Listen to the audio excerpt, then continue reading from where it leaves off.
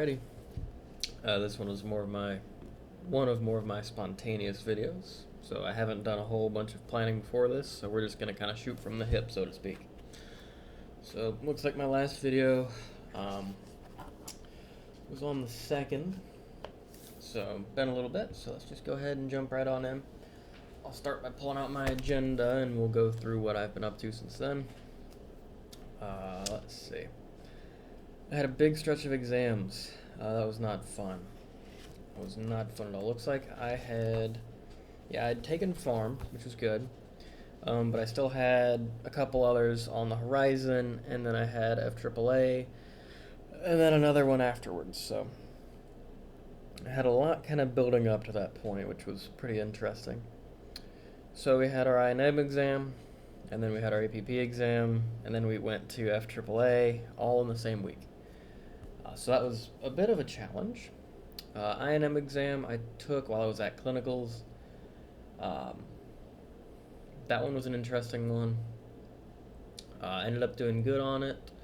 Pretty happy with my studying leading up to that. I kind of know what I need to improve on for that class. I didn't do as good as I would have liked. It's just kind of the nature of these things. You win some, you lose some. I'm not going to say like, oh, I studied the wrong material, or oh my gosh, it was like the hardest exam I've ever taken. It felt a little more challenging than I was ready for.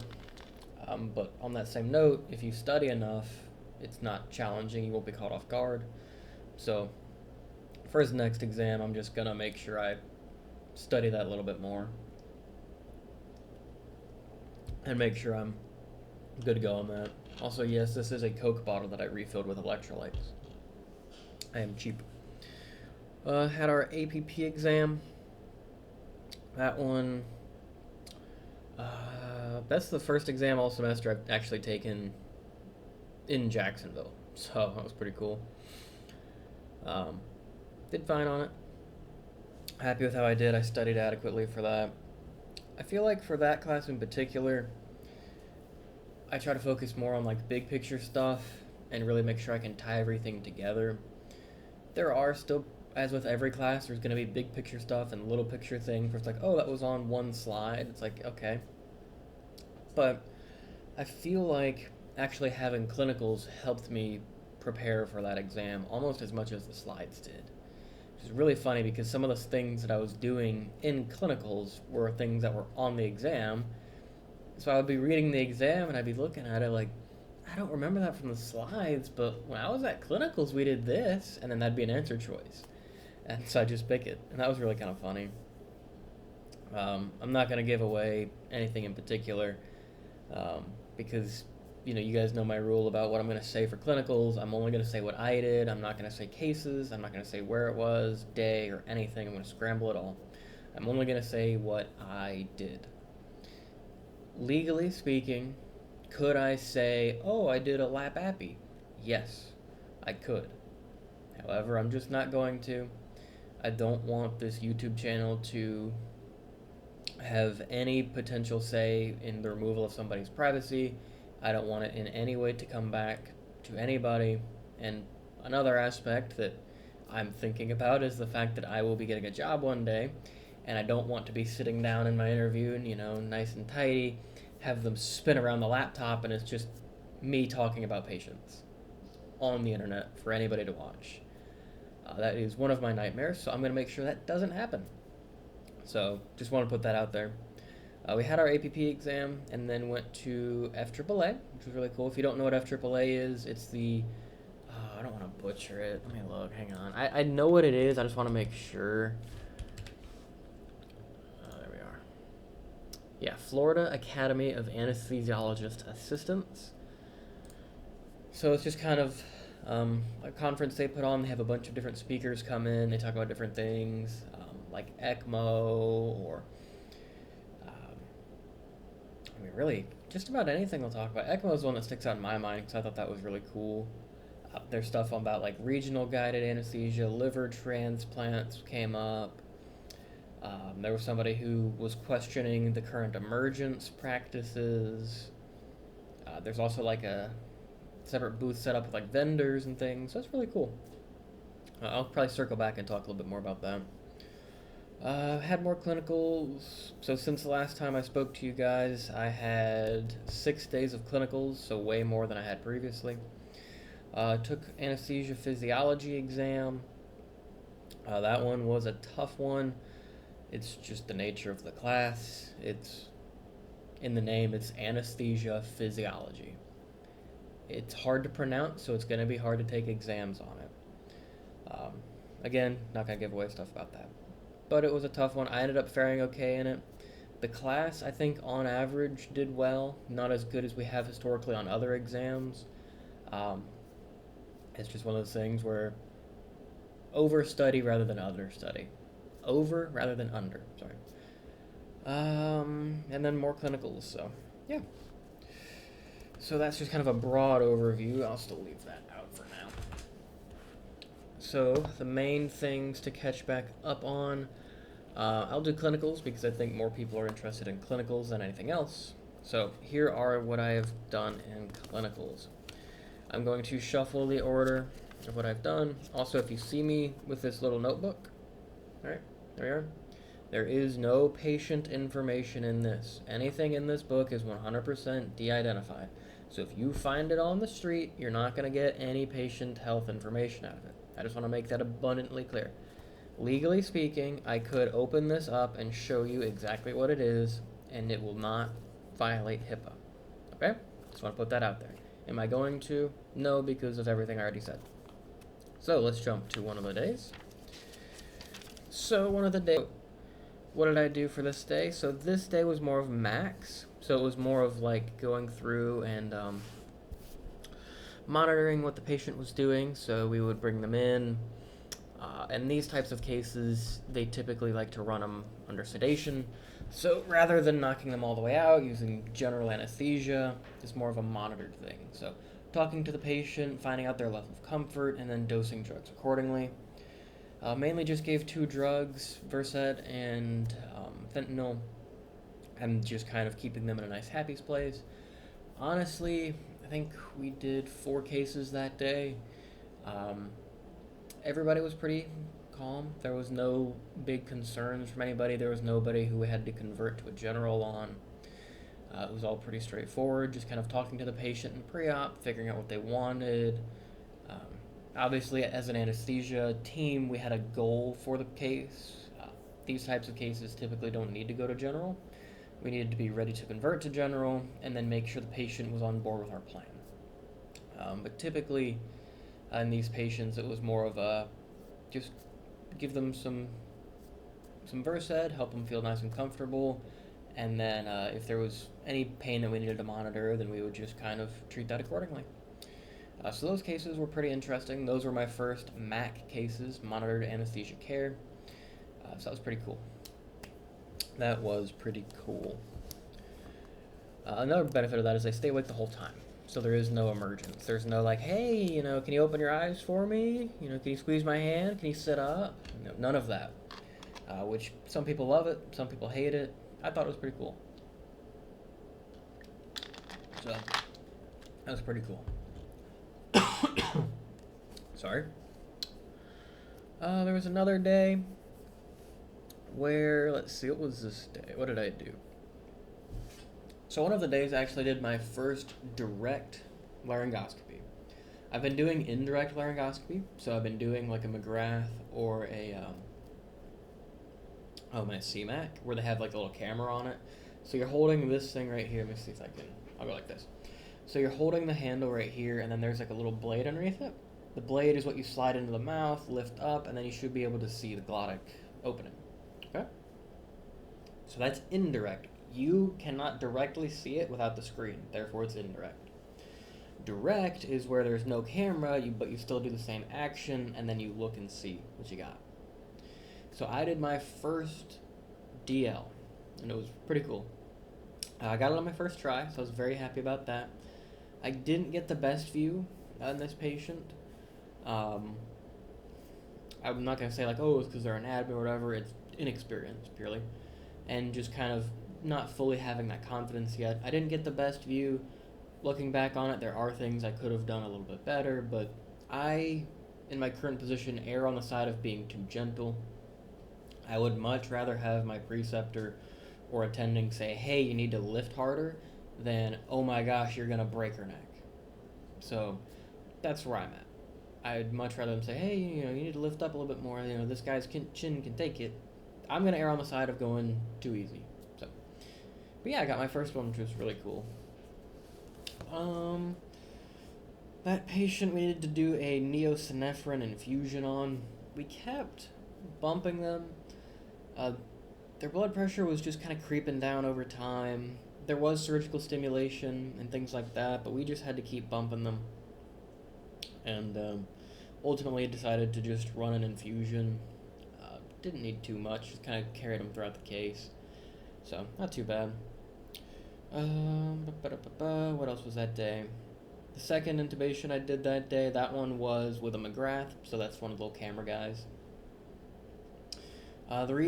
So I was given the choice if I wanted to do direct or indirect. I chose to do indirect because this patient had the potential to be a difficult bag mask. So I didn't want to be in a position where the patient would be desatting too quickly. I'm not good at bag masking yet, I'll fully admit that. So I didn't want to put the patient in a position where they could be desatting because I'm trying to DL, I just can't make it, so we try to revert back to bagging, and then I can't bag. So I was thinking about good patient outcomes, and I just said, let's just run it straight up and do indirect. And yeah, that one went well. Yeah, not too much concern for that one. This patient's vitals held a little bit more stable. So nothing too crazy to worry about there in terms of like, oh yeah, we had to run, I don't know, let's just pick a random drug. Like, yeah, we just kept having to give him clofidipine to calm him down. We didn't have any of that. So, alright, what was this day? This day was interesting. So I was with a preceptor I've had a few times. Not naming names, you all know why. But we've kind of reached a level of familiarity with each other. They know where I'm at, I know where they're at, and we kind of build that trust between each other. So this day there was 4 cases, and of those 4 cases, there were 3 of them that were quite difficult intubations. So we anticipated a couple of them being a little bit of a challenge, but a couple of them we didn't. It's the classic thing that people like to say, like, oh, you can tell if somebody's hard, but you can't tell if somebody's easy in terms of, like, ability to bag, mask, intubate, whatever. You can look at somebody and presume, okay, they're going to be difficult to intubate, but it's harder to say, oh, they're going to be easy because they could have, like, subglottic stenosis or something you can't catch. So, a couple of quite difficult airways. I'm going to be right back. 1 second. Okay, I'm back. Dog was hacking, wanted to make sure she was okay. So you can look at somebody and tell that they're hard, but not that they're easy, so don't presume.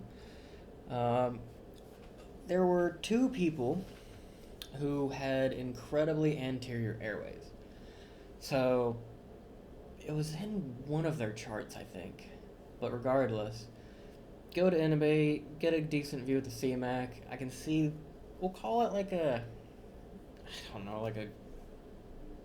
big grade 2. Like, it was pretty clear. I could see the bottom half of the cords. And I notice I'm like having to angle my hand weird.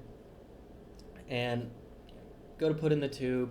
Tube just keeps punching the aretinoids. And I say punching, I mean I'd touch them and I'd be like, I'd back off, right? I'm not just like, Anyway, just kept hitting the aretinoids. So I tell my preceptor, hey, can you give me more bend? More bend. It goes in there. Same problem. And at this point, I've been trying for what felt like a few minutes. It wasn't. I can assure you it was probably, we'll call it a minute, 30 seconds a minute. So, okay, pull out the McGrath, set it down, I look at the tip of it, and then there's blood on the tip of it. This individual, we did realize a risk of potential bleeding, so I see that, and I'm like, oh, that's great. That's just fantastic. So, I'm like, okay, preceptor, your turn. They give it a shot, same issue as I had. Attending gives it a shot, same issue that I had. So now we've had three different people at varying levels of experience attempt this airway, and none of us have been successful. We have a decent bag mask. However, due to the blood in the airway, we're kind of wondering how much are we going to try to bag mask, knowing that we'd be pushing blood into the airway, or potentially pushing blood into the airway. So, preceptor ended up taking a bougie, which is basically just like picture a long, thin plastic straw that's like plastic on both ends, kind of rigid, semi-rigid, and they bent it so it looked like a fish hook, and they were able to get that through the glottic opening and then pass an endotracheal tube down over it. So that was good. And then for another one of the airways, that exact sequence happened again, but this time there was no blood. So twice in one day is kind of crazy. It's just kind of wild. Did not anticipate that at all. The other intubations for that day, pretty straightforward. Nothing crazy happened on those.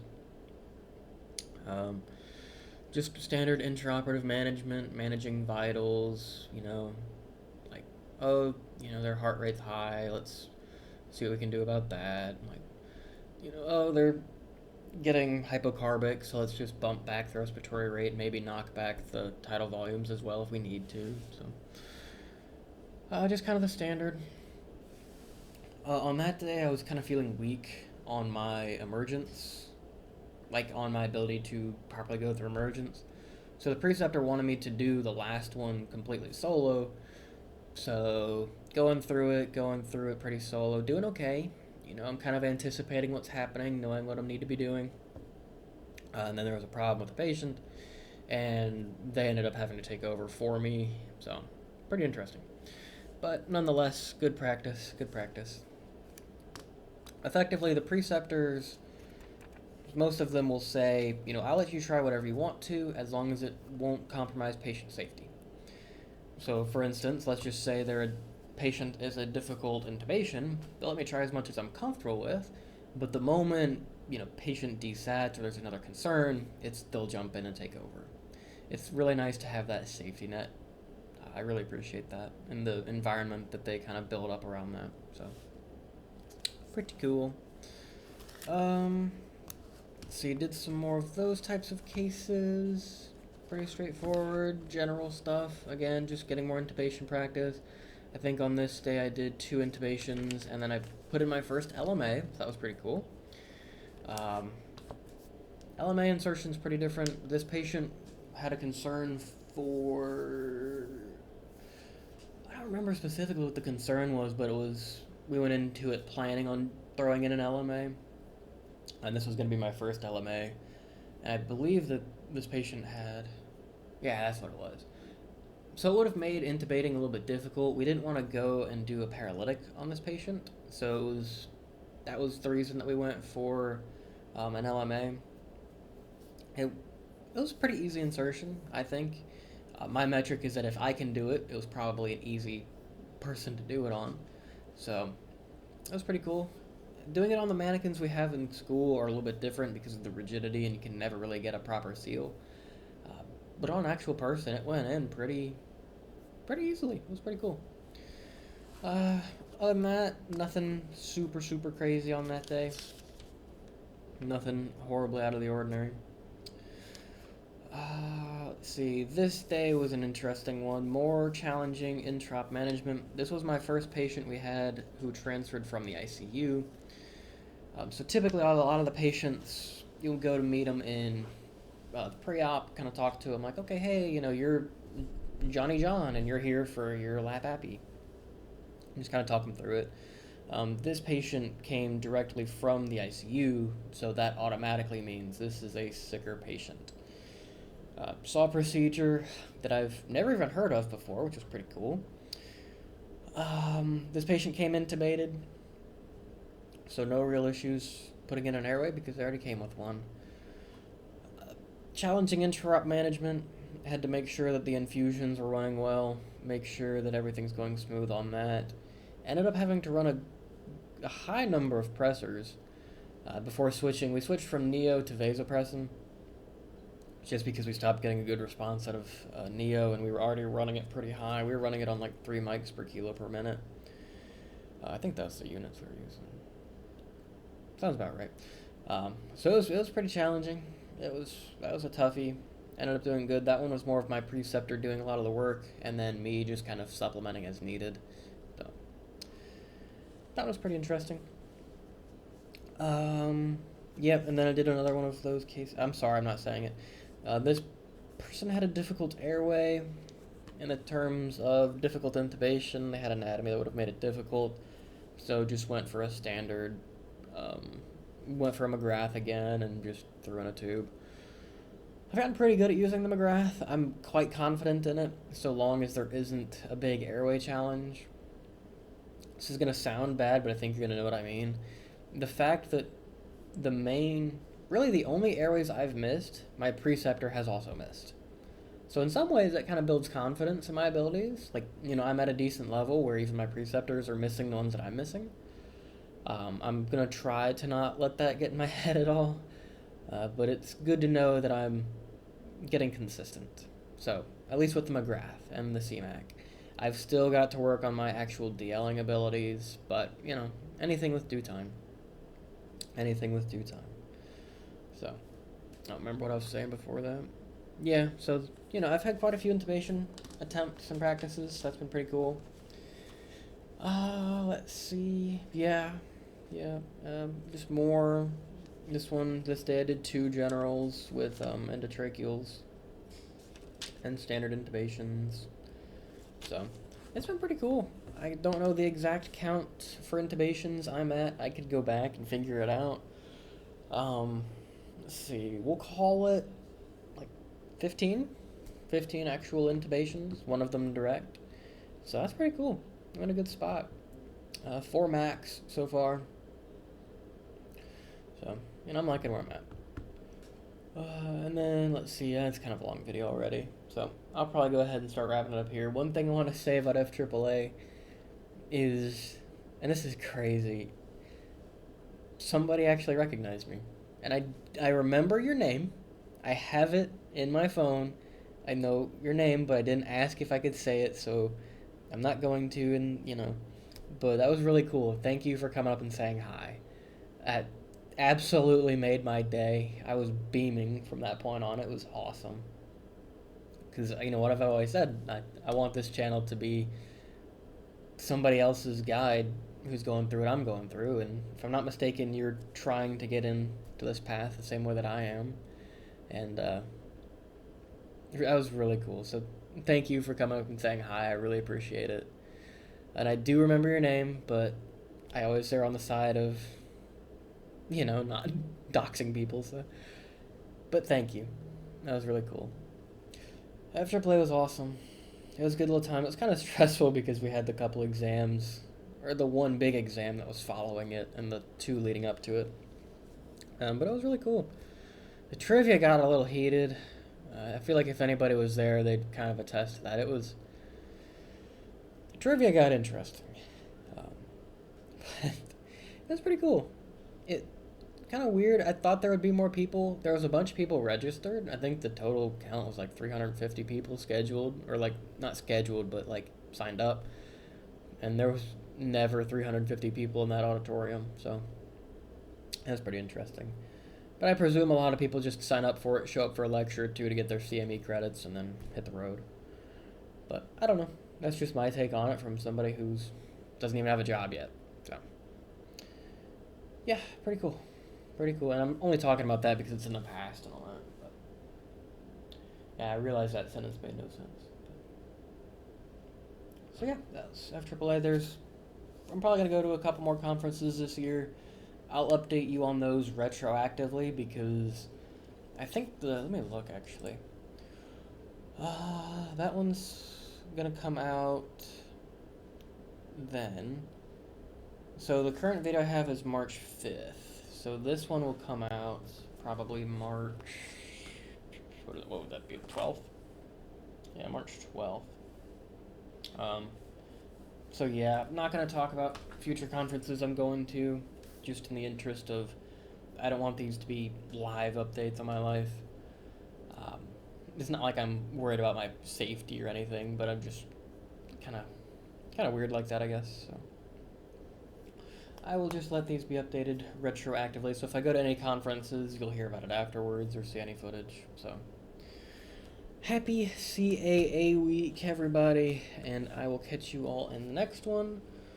I wish you all nothing but the best. As always, if you have any questions, feel free to comment or reach out to me. On my Instagram, which is my CAA journey, no spaces, no caps, all one word. And other than that, I'll catch you in the next one. So, have a good one.